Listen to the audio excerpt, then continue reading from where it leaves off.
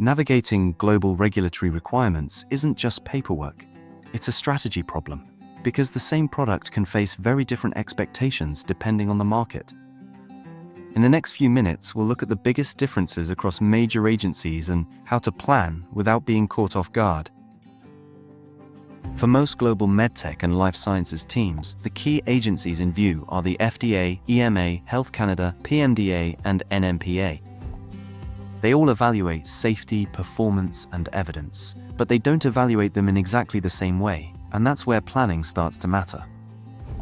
The FDA often pushes for a clearly structured risk and benefit case, with close attention to intended use, claims, and the strength of supporting evidence. The EMA works through a more multi-country environment, so alignment across member state expectations and clinical context can shape the path in different ways. Health Canada is often pragmatic, but teams still need to show that the evidence package fits the product, the claims, and the Canadian regulatory context. Taken together, these markets reward strong evidence planning, but not a copy and paste submission strategy. In Japan and China, local expectations can have an even stronger impact on the submission plan, especially around evidence acceptability and operational sequencing. PMDA may require careful dialogue around clinical rationale and how overseas data applies to Japanese practice.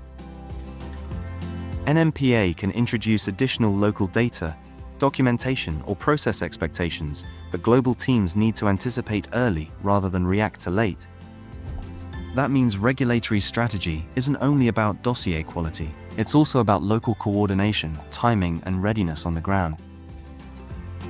Here's the trap. Harmonization does not mean uniformity.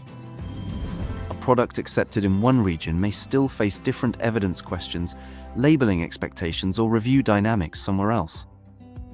If your team assumes one path will transfer cleanly across markets, delays usually show up late and expensively.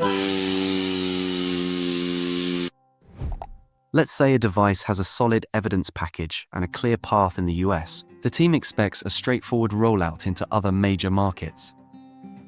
But once they prepare for Japan or China, they find that local clinical justification, documentation detail, or added in-market evidence may still be needed. The lesson is simple. Global expansion works better when evidence strategy is built for divergence from the start.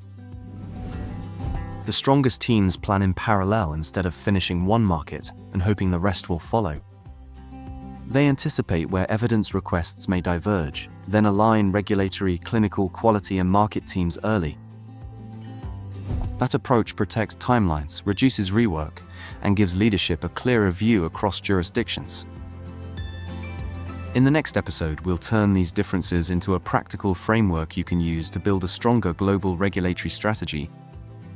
Struggling to maintain visibility across multiple regulatory jurisdictions? Regara's AI-powered platform provides real-time tracking of global regulatory requirements and automates compliance across all major agencies. Visit regara.ai to see how